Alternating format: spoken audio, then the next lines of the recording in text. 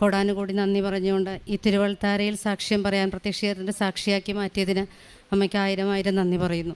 ഞാനിന്നിവിടെ ഈ അൾത്താരയിലായിരിക്കുന്നത് എൻ്റെ മകളുടെ ഒരു രോഗസൗഖ്യത്തിൻ്റെ സാക്ഷ്യം പറയാൻ വേണ്ടിയാണ്. 27/12/2023 ഞാനിവിടെ ആദ്യമായി കൃപാസനത്തിൽ വന്ന് തീർത്ഥാടന ഉടമ്പടി എടുക്കുന്നത്. അതിന് ഒരു മാസം മുമ്പ് എൻ്റെ മകളെ ശ്രദ്ധ, എൻ്റെ പേര് പ്രിയ, ഇത് എൻ്റെ മകൾ ശ്രദ്ധ, ഞങ്ങൾ എറണാകുളം ജില്ലയിൽ നിന്നാണ് വരുന്നത്. എൻ്റെ മകൾ എഞ്ചിനീയറിങ്ങിന് പഠിച്ചുകൊണ്ടിരിക്കുന്ന വിദ്യാർത്ഥിയാണ്. നവംബർ 2023 കാലഘട്ടത്തിൽ അവൾ ഹോസ്റ്റലിലായിരിക്കുന്ന സമയത്ത് ഒരു ദിവസം അവൾ എന്നെ വിളിച്ച് പറയുകയാണ്, അവളുടെ റൈറ്റ് ബ്രസ്റ്റിൻ്റെ സ്ഥലത്ത് ഒരു ചെറിയൊരു തടിപ്പ് പോലെ ഉണ്ടെന്ന് പറയുകയും അതിനെ തുടർന്ന് ഞങ്ങൾ ഡോക്ടറെ കാണുകയും സ്കാൻ ചെയ്ത് നോക്കിയപ്പോൾ ഒരു 0.6 to 0.4 സെൻറ്റിമീറ്റർ വലിപ്പത്തിൽ ഒരു സിസ്റ്റ് ഉണ്ടെന്ന് കാണപ്പെടുകയും ചെയ്തു. ഡോക്ടർ പറഞ്ഞത് സർജനെ കാണുക എന്നാണ് പറഞ്ഞത്. പക്ഷേ എനിക്കെന്തോ കൃപാസനം 2018 മുതൽ കൃപാസനം പത്രങ്ങൾ എൻ്റെ കയ്യിൽ വരാറുണ്ട്. ഉടമ്പടി, കൃപാസനം മാതാവ് എന്നൊക്കെ കേട്ടിട്ടുണ്ടെങ്കിലും എന്താണ് ഉടമ്പടി, എന്താണ് ഇവിടെ ചെയ്യുന്നതെന്നൊക്കെ അറിയാനുള്ളൊരു ആകാംക്ഷ 2018 മുതൽ എനിക്ക് മനസ്സിലുണ്ടായിട്ടുണ്ടെങ്കിലും അതുവരെ ഇവിടെ വന്നിട്ടുണ്ടായിരുന്നില്ല. ഈ കാര്യം അറിഞ്ഞപ്പോൾ പെട്ടെന്ന് എനിക്ക് കൃപാസനത്തിലേക്ക് വരാൻ ഒരു ഉൾപ്രേരണ ഉണ്ടായി. സർജനല്ല, കൃപാസനം മാതാവിനെയാണ് കാണേണ്ടതെന്ന് എൻ്റെ മനസ്സിൽ തോന്നുകയും അതനുസരിച്ച് ഉടനെ തന്നെ ലൈറ്റ് ക്യാൻഡിൽ പ്രെയർ റിക്വസ്റ്റ് ഇടുകയും ചെയ്തു. നവംബറിലാണ് ഈ സംഭവം ഉണ്ടാകുന്നത്, നവംബർ 2023. തുടർന്ന് ഉടനെ തന്നെ മോൾക്ക് ജോണ്ടിസ് ബാധിക്കുകയും ഹോസ്പിറ്റലൈസ്ഡ് ആവുകയും ചെയ്തതുകൊണ്ട് ഇവിടെ വന്ന് തീർത്ഥാടന ഉടമ്പടി എടുക്കാൻ നീണ്ടുപോയി. ജോണ്ടിസ് വന്നിട്ട് അവൾക്ക് യാതൊരു കാരണവശാലും ബ്ലഡ് കൗണ്ട് കുറയുന്നുണ്ടായിരുന്നില്ല. ബ്ലഡ് കൗണ്ട് ഉയർന്നു തന്നെ നിൽക്കുന്ന സാഹചര്യത്തിൽ പലതവണ ടെസ്റ്റ് ചെയ്തിട്ടും കൗണ്ട് അങ്ങനെ തന്നെ നിൽക്കുന്നു, ഉയർന്നു വരുന്നതല്ലാതെ കുറയുന്നുണ്ടായിരുന്നില്ല. ലൈറ്റ് ക്യാൻഡിൽ പ്രെയർ റിക്വസ്റ്റ് ഇട്ടിട്ടുണ്ടായിരുന്നു ആ സമയത്ത്. അപ്പോൾ ശക്തമായിട്ട് കൃപാസന മാതാവിനെ വിളിച്ച് പ്രാർത്ഥിച്ചുകൊണ്ടിരുന്നു. പല ടെസ്റ്റുകളും നടത്തി എറണാകുളത്തെ പ്രമുഖ ഹോസ്പിറ്റലുകളിൽ പോയിട്ട് ഹെമറ്റോളജിസ്റ്റിനെ കാണാനായിട്ടാണ് അവസാനം ഡോക്ടർ ആവശ്യപ്പെട്ടത്. അതുപ്രകാരം എറണാകുളത്തെ പ്രമുഖ ഹോസ്പിറ്റലിൽ പോയി പല ടെസ്റ്റുകളും നടത്തിയെങ്കിലും പ്രത്യേകിച്ച് ഒരു കുഴപ്പവും കണ്ടില്ല. അവസാനം bone marrow test doctor refer ചെയ്തു. പക്ഷേ ഞങ്ങൾക്ക് ശക്തമായിട്ട് മാതാവിനെ വിശ്വസിച്ച് പ്രാർത്ഥിക്കുകയും ഞങ്ങൾ അന്ന് തന്നെ ഇവിടെ വന്ന് മോളെ ഇവിടെ കൂട്ടിക്കൊണ്ടുവരികയും മാതാവിൻ്റെ അടുത്ത് സമർപ്പിച്ച് പ്രാർത്ഥിക്കുകയും ചെയ്തതിൻ്റെ അടിസ്ഥാനത്തിൽ വേറെ ഹോസ്പിറ്റലിൽ പോയി ചെക്ക് ചെയ്തപ്പോൾ മോൾക്ക് യാതൊരു കുഴപ്പമില്ലെന്നും കൗണ്ട് സാധാരണയാണെന്നും അതിനെ ചൊല്ലി യാതൊരു വിധത്തിലും പരിഭ്രമിക്കേണ്ടതില്ലെന്നും ഡോക്ടർ ഒപ്പീനിയൻ രേഖപ്പെടുത്തുകയും ചെയ്തു. ഉടമ്പടി നേർച്ച വസ്തുക്കളാണ് അവൾക്ക് ഉപയോഗിച്ചിരുന്നത്. ഉടമ്പടി തൈലം സ്ഥിരമായി നെറ്റിയിൽ കുരിശു വരയ്ക്കുകയും ഉടമ്പടി വിശുദ്ധ വസ്തുക്കൾ തേനും ഉപ്പും സ്ഥിരമായി കൊടുക്കുകയും ചെയ്തിരുന്നു. 3 മാസം ഉടമ്പടി കാലാവധി പൂർത്തിയാകുമ്പോഴും എൻ്റെ ആദ്യത്തെ നിയോഗമായിട്ട് ഞാൻ വെച്ചിരുന്ന മകളുടെ ആ റൈറ്റ് ബ്രസ്റ്റിലെ സിസ്റ്റ് അതുപോലെ തന്നെ നിലനിർന്നിരുന്നു. അപ്പോൾ ഞാൻ മനസ്സിലാക്കിയത്, ഞാൻ എൻ്റെ നിയോഗങ്ങൾക്കാണ് മുൻഗണന കൊടുത്തിരുന്നത്. ഉടമ്പടി നിബന്ധനകൾ പാലിച്ചിരുന്നുവെങ്കിലും എത്രമാത്രം ആത്മാർത്ഥതയോടെ ഞാനത് പാലിച്ചിരുന്നു എന്ന് അച്ഛൻ്റെ ഉടമ്പടി ക്ലാസ്സുകളിലാണ് ഞാൻ അത് വീണ്ടും ചികഞ്ഞ് നോക്കി പരിശോധിച്ചത്. അപ്പോഴാണ് മനസ്സിലായത്, നിബന്ധനകൾക്ക് കൂടുതൽ ഊന്നൽ കൊടുത്തുകൊണ്ട് നിയോഗങ്ങളെ കുറച്ച് നമ്മൾ മനസ്സിൽ വിചാരിച്ചു കഴിഞ്ഞാലാണ് മാതാവ് നമ്മുടെ അടുത്തേക്ക് കൂടുതൽ പെട്ടെന്ന് നമുക്ക് സാമീപ്യമായി ഉണ്ടാകുന്നത് എനിക്ക് മനസ്സിലായി. 2ാമത്തെ പുതുക്കലിനും 3ാമത്തെ പുതുക്കലിനും ഞാൻ മകളുടെ ഈ നിയോഗം വെച്ചിട്ടില്ല. അതിന് പകരം ദൈവസ്നേഹവും പരിശുദ്ധാത്മാ നിയോഗവും വചനപ്രഘോഷണമൊക്കെയാണ് ഞാൻ നിയോഗത്തിൽ എഴുതി വച്ചിരുന്നത്. അതിൻ്റെ അടിസ്ഥാനത്തിൽ കൂടുതൽ തീക്ഷ്ണതയോടെ ദൈവസ്നേഹം എന്നിൽ വർദ്ധിക്കുകയും ബൈബിൾ വായനയും എൻ്റെ ബൈബിൾ ആപ്പ് മൊബൈൽ ഡൗൺലോഡ് ചെയ്യുകയും സ്ഥിരമായി വചനങ്ങൾ കേൾക്കുകയും ചെയ്തുകൊണ്ടിരുന്നു. അപ്പോൾ മനസ്സിലായി, മരുന്ന് ലേപനവുമല്ല വചനമാണ് സൗഖ്യമെന്ന ബോധ്യം എനിക്ക് കിട്ടിയതോടുകൂടി എനിക്ക് കർത്താവിൻ്റെ ഈശോയുടെ സമാധാനം എന്നിലേക്ക് ഇറങ്ങി വന്നു. ഞാൻ മകളുടെ ഈ സിസ്റ്ററിൻ്റെ നിയോഗത്തെക്കുറിച്ച് ഞാൻ ഒട്ടും ബോധവടല്ലാതായി മാറി. നമ്മൾ റെസ്പോൺസിബിളായിട്ടുള്ള ഒരു ജോലി ചെയ്യുന്ന വ്യക്തിയാണ്. KSF ശാഖാ മാനേജറായിട്ട് വർക്ക് ചെയ്യുന്ന ആളാണ്. പ്രൊഫഷണലി ഞാനൊരു അഡ്വക്കേറ്റും കൂടിയാണ്. അപ്പോൾ എനിക്ക് ജോലിഭാരം ഒരുപാടുണ്ടായിരുന്ന സാഹചര്യങ്ങളിൽ, എൻ്റെ ഉറക്കം നഷ്ടപ്പെട്ട രാത്രികളിൽ ഒരുപാട് ഞാൻ വിഷമിച്ചിരുന്ന ഈ സമയങ്ങളിൽ ഈശോ മാതാവ് വഴി എന്നെ ഈ കൃപാസനത്തിലേക്ക് ക്ഷണിക്കുകയും എൻ്റെ 3ാമത്തെ ഉടമ്പടി പുതുക്കലിനോട് കൂടി കഴിഞ്ഞ ഉടമ്പടി ധ്യാനത്തിൽ, അതായത് ഏപ്രിൽ മാസത്തെ ആദ്യ ചൊവ്വാഴ്ച ഉടമ്പടി ധ്യാനത്തിൽ അച്ഛൻ ഉടമ്പടി ധ്യാനത്തിൽ അവസാനം രോഗസൗഖ്യ പ്രാർത്ഥനയിൽ അച്ഛൻ വിളിച്ചു പറയുന്നുണ്ട്, കൃപാസനം മാതാവ് ഉണ്ണീശോയുമായി ജനങ്ങൾക്കിടയിലൂടെ സഞ്ചരിക്കുന്നുവെന്ന് അച്ഛൻ പരിശുദ്ധാത്മ അഭിഷേകത്താൽ വിളിച്ചു പറഞ്ഞപ്പോൾ എൻ്റെ ശരീരത്തിലൂടെ ഒരു തരിപ്പ് പ്രവഹിക്കുന്നത് പോലെ എനിക്ക് തോന്നി. കാര്യം ഞാനിവിടെ 2023 ഡിസംബറിൽ ഇവിടെ വരുമ്പോൾ ഞാൻ മാതാവിനോട് രഹസ്യത്തിൽ എൻ്റെ മനസ്സിൽ പ്രാർത്ഥിച്ചിരുന്നതാണ്, എൻ്റെ മകളെ ഉണ്ണീശോയുമായി വന്ന സൗഖ്യമാക്കണേ, ഉണ്ണീശോയുടെ തിരുവിരൽ സ്പർശത്താൽ എൻ്റെ മകളെ സൗഖ്യമാക്കണേ എന്നായിരുന്നു. അതേ കാര്യം അച്ഛൻ ഉടമ്പടി ധ്യാനത്തിൽ വിളിച്ചു പറഞ്ഞപ്പോൾ എനിക്കതൊരു വല്ലാത്തൊരു കോയിൻസിഡൻസായി തോന്നി. ഞാൻ മറന്നുപോയ ആ പ്രാർത്ഥനയായിരുന്നു അമ്മ മാതാവ് അന്ന് അച്ഛനിലൂടെ എൻ്റെ മകൾക്ക് രോഗസൗഖ്യമായി ഇറങ്ങി വന്ന് പ്രവർത്തിച്ചത്. മരുന്ന് ലേപനവുമല്ല, അവിടുത്തെ വചനമാണ് സൗഖ്യം എന്നെനിക്ക് മനസ്സിലായി. ഇതുകൂടാതെ എനിക്ക് എൻ്റെ ഈ ഉടമ്പടി 1.25 വർഷത്തെ ഉടമ്പടി ജീവിതത്തിൽ ഞാനെന്ന വ്യക്തിക്ക് സംഭവിച്ചിട്ടുള്ള മാറ്റങ്ങൾ, എൻ്റെ ജീവിതത്തിൽ സംഭവിച്ചിട്ടുള്ള മാറ്റങ്ങളാണ് ഇതിനേക്കാളൊക്കെ വലുതായിട്ടുള്ളത്.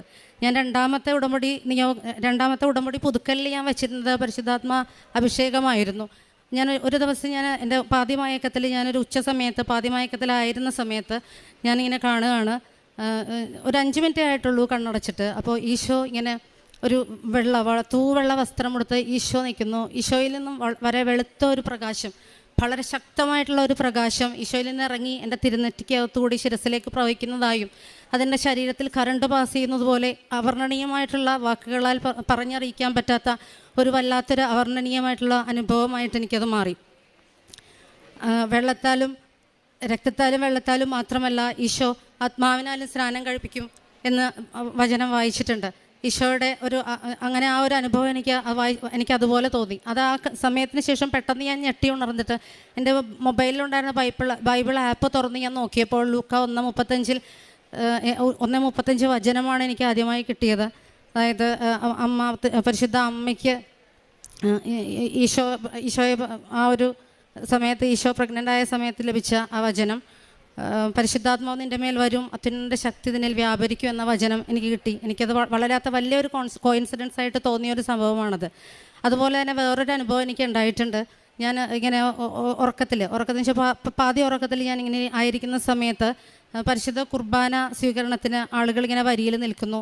ഞാൻ വരിയിലുണ്ട്, പക്ഷേ അച്ഛൻ എന്നെ കാണുന്നില്ല. ഞാനൊരു ഹിന്ദുമതത്തിൽ ജനിച്ച ആളാണ്. അച്ഛൻ എന്നെ കണ്ടിട്ടും കാണാത്ത മാതിരി എന്നെ കടന്നു പോകുന്നു. എൻ്റെ പിന്നിലുള്ളവർക്കെല്ലാം, വരിയിൽ നിൽക്കുന്നവർക്കെല്ലാം അപ്പം വായിൽ വെച്ച് കൊടുക്കുന്നു. അപ്പം ഞാൻ വളരെ സങ്കടത്തോടുകൂടി തിരിഞ്ഞ് നോക്കുമ്പോൾ, പിന്തിരിഞ്ഞ് നടക്കുമ്പോൾ എൻ്റെ വായിൽ ദിവ്യകാരുണ്യ ഈശോ അപ്പമായി വന്ന ഒരു അനുഭവം, ഈശോൻ്റെ നേരെ തിരിഞ്ഞ് നിൽക്കുന്നതായിട്ട് എൻ്റെ വായിൽ ദിവ്യകാരുണ്യ അപ്പത്തിൻ്റെ അനുഭവം ലഭിച്ചത് എനിക്ക് പറഞ്ഞറിയിക്കാൻ പറ്റില്ല വാക്കുകളിലൂടെ. ആ ഒരു തിരുരക്ത മാംസങ്ങളുടെ രുചി എൻ്റെ വായിൽ എത്രമാത്രം നാളുകൾ അങ്ങനെ നിന്നിരുന്നു എന്ന് നിങ്ങളോട് പറഞ്ഞറിയിക്കാൻ എനിക്ക് പറ്റില്ല. എന്നെ അവൻ്റെ വിളിയാലുള്ള ആശ ഇന്നതെന്നും വിശുദ്ധന്മാരാൽ എൻ്റെ അവകാശത്തിൻ്റെ മഹിമാതന ഇന്നതെന്നും അവൻ്റെ ബലത്തിൻ്റെ വല്ലഭത്തിൻ്റെ വ്യാപാരത്താൽ വിശ്വസിക്കുന്ന നമുക്ക് വേണ്ടി വ്യാപരിക്കുന്ന അവൻ്റെ ശക്തിയുടെ അളവറ്റ വലിപ്പം ഇന്നതെന്നും നിങ്ങൾ അറിയേണ്ടതിനും പ്രാർത്ഥിക്കുന്നു എന്ന എഫെസസ് 1:18-19 വചനങ്ങൾ എൻ്റെ ജീവിതത്തിൽ സാർത്ഥകമായി തീർന്നു. പ്രത്യാശ നമ്മെ നിരാശരാക്കുന്നില്ല. അച്ഛൻ എപ്പോഴും പറയാറുണ്ട്, വിശ്വാസം, പ്രത്യാശ, സ്നേഹം, സമർപ്പണം. ഈ 4 കാര്യങ്ങളാണ് ഉടമ്പടിയുടെ ഒരു നട്ടെല്ലുകളെന്ന്. ഞാൻ ആദ്യം ഇത് കേട്ടപ്പോൾ ഞാൻ വിചാരിച്ചിരുന്നു, എങ്ങനെയാണ് ഇതൊക്കെ പ്രാവർത്തികമാക്കുക? വിശ്വാസം ഓക്കെ, പ്രത്യാശ ഓക്കെ, സ്നേഹം, ദൈവസ്നേഹം ഓക്കെ, സമർപ്പണം എന്താണ്, വാട്ട് ഈസ് സമർപ്പണം എന്ന് ഞാൻ വിചാരിച്ചിരുന്നു. പക്ഷേ ഈ 1.25 വർഷത്തെ ഉടമ്പടി ജീവിതത്തിലൂടെ ഞാൻ മനസ്സിലാക്കി ഈ 4 ഘടകങ്ങൾ എന്തൊക്കെയാണെന്ന് കൃത്യമായിട്ട് മനസ്സിലാക്കാൻ മാതാവാണ് എന്നെ സഹായിച്ചത്, കൃപാസനമാണ് എന്നെ സഹായിച്ചത്. അച്ഛൻ്റെ ഉടമ്പടി ധ്യാനങ്ങൾ നമുക്ക് വലിയ പഠന ക്ലാസ്സുകളാണ്. അച്ഛനാണ് എൻ്റെ മനസ്സിൽ ആധ്യാത്മിക ഗുരുവായി ഞാൻ സ്വീകരിച്ചിരിക്കുന്നത്. കൃപാസനം ഒരു വലിയൊരു പാഠശാലയാണ്. അച്ഛൻ്റെ ധ്യാനങ്ങൾ ഒരു വലിയ പാഠശാല ക്ലാസ്സുകളാണ്. ഉടമ്പടിയിലായിരിക്കുന്നവരെ എങ്ങനെ ജീവിക്കണം, എങ്ങനെയാണ് ജീവിതത്തെ നവീകരിക്കേണ്ടത് എന്നൊക്കെ മനസ്സിലാക്കി എൻ്റെ ജീവിതത്തെ എങ്ങനെ ഞാൻ നവീകരിച്ചു എന്ന് എനിക്ക് ഇപ്പോൾ സ്വന്തമായിട്ട് സെൽഫ് ബോധ്യമുണ്ട്. ഞാനത് ഈ കാരുണ്യപ്രവൃത്തികളെ പറ്റിയൊന്നും വലിയ ബോധ്യമില്ലാതിരുന്ന എനിക്ക് ഈ ഉടമ്പടി ധ്യാനങ്ങളിലും ഈ ഉടമ്പടി ജീവിതത്തിലൂടെയും കാരുണ്യ പ്രവൃത്തികൾ എന്താണ്, എങ്ങനെയാണ് ചെയ്യേണ്ടത് എന്നൊക്കെ കൃത്യമായിട്ട് മനസ്സിലാക്കാനും അത് പ്രാവർത്തികമാക്കാനും കഴിഞ്ഞിട്ടുണ്ട്. എനിക്ക് അത്യാവശ്യം സാമ്പത്തികമായിട്ടുള്ള ഭദ്രതയുള്ള ആളാണ്. അത്യാവശ്യം നല്ല ജോലി ആയതുകൊണ്ട് തന്നെ വരുമാനമുണ്ട്. ഞാൻ KSFEയിൽ ശാഖ മാനേജറായിട്ട് വർക്ക് ചെയ്യുന്ന ആളാണ്. പ്രൊഫഷണലി ഞാൻ അഡ്വക്കേറ്റാണ്, ഞാൻ നേരത്തെ പറഞ്ഞുവല്ലോ. അപ്പോൾ ഞാൻ നേരത്തെ ഒന്നും എൻ്റെ സാമ്പത്തിക കാര്യങ്ങൾ, കാരുണ്യ പ്രവൃത്തികൾക്ക് വേണ്ടി ദശാംശമൊന്നും അങ്ങനെ ചെയ്തിരുന്ന ആളല്ല. പക്ഷേ ഇപ്പോൾ ഞാൻ എത്രമാത്രം കാരുണ്യ പ്രവൃത്തികൾ ചെയ്താലും എവിടെയൊക്കെ അനാഥാലയങ്ങളിൽ അവർക്ക് ആവശ്യ സാധനങ്ങൾ, ഭക്ഷണ സാധനങ്ങൾ, വസ്ത്രങ്ങൾ എന്നുവേണ്ട എല്ലാ കാര്യങ്ങളും ചെയ്യുന്നതിന് പാലിയേറ്റീവ് കെയർ, പിന്നെ അതുപോലെ എന്തെങ്കിലും പേഷ്യൻസിന് നമ്മളിപ്പോൾ ചികിത്സാ സഹായം ആവശ്യമുണ്ടെന്ന് പറയുമ്പോൾ എന്തൊക്കെ ചെയ്താലും ഞാൻ ചെയ്യുന്ന കാരുണ്യ പ്രവൃത്തികൾ പോരാ എന്നെനിക്ക് എപ്പോഴും മനസ്സിൽ തോന്നുന്നത് ദൈവത്തോടുള്ള സ്നേഹം വർദ്ധിച്ചു വരുന്നതിൻ്റെ ഒരടയാളമായി എനിക്ക് തന്നെ മനസ്സിൽ തോന്നിയിട്ടുണ്ട്. എനിക്ക് ഇനിയും നവീകരണത്തിന് എല്ലാവർക്കും, എനിക്കും നിങ്ങൾക്കും എല്ലാവർക്കും നവീകരണത്തിന് വേണ്ടി കൃപാസനത്തിൽ ഈ ഉടമ്പടിയിലായിരിക്കാൻ നിങ്ങളെല്ലാവരും വളരെ വിശുദ്ധ വിളിയാലൂടെ വിളിക്കപ്പെട്ടവരാണ് ഞാനും നിങ്ങളും. അതിൽ നമുക്ക് അഭിമാനിക്കാം. കൃപാസനം എന്ന ഈ ആലയത്തിൽ, മാതാവ് ജീവനോടെ പ്രത്യക്ഷപ്പെട്ട ഈ ആലയത്തിൽ, ഈ സ്ഥലത്തായിരിക്കാൻ ഞാൻ മനസ്സുകൊണ്ട് ഒരുപാട് ആഗ്രഹിച്ചിട്ടുണ്ട്. ഈ കാലങ്ങളിലൊക്കെ ഇവിടെ വന്നു നിന്ന് ഈ സാക്ഷ്യം പങ്കുവയ്ക്കാൻ സാധിച്ചതിൽ എനിക്ക് ഒരുപാട് നന്ദിയുണ്ട് മാതാവിനോട്. ഈശോയോട് അതിതീക്ഷ്ണമായിട്ടുള്ള സ്നേഹം മനസ്സിൽ എനിക്കുണ്ട്. മരുന്ന് ലേപനവുമല്ല, അവിടുത്തെ വചനമാണ് സൗഖ്യം. നമ്മുടെ രോഗങ്ങളാണ് അവൻ ചുമന്നത്, നമ്മുടെ പാപങ്ങളാണ് അവൻ പാപഭാരങ്ങളാണ് അവൻ വഹിച്ചത് എന്നുള്ള ആ ഒരു വചനങ്ങൾ എൻ്റെ മനസ്സിൽ ഒരുപാട് ഈശോയിലേക്ക് എന്നെ അടുപ്പിച്ചിട്ടുണ്ട്.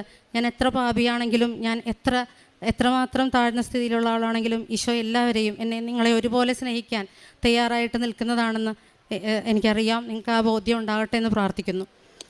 പ്രേക്ഷിത പ്രവർത്തനങ്ങളായിട്ട് ഞാൻ ചെയ്തിരുന്നത്, ഇവിടെ നിന്നും എല്ലാ മാസവും വന്ന കൃപാസനം പത്രങ്ങൾ 3-4 കെട്ടുകൾ വാങ്ങി എല്ലാവർക്കും, എല്ലാ മേഖലകളിലുള്ളവർക്കും കൊടുക്കുമായിരുന്നു. പബ്ലിക് പ്ലേസസിലാണ് കൂടുതലായിട്ടും കൊടുത്തുകൊണ്ടിരുന്നിരുന്നത്.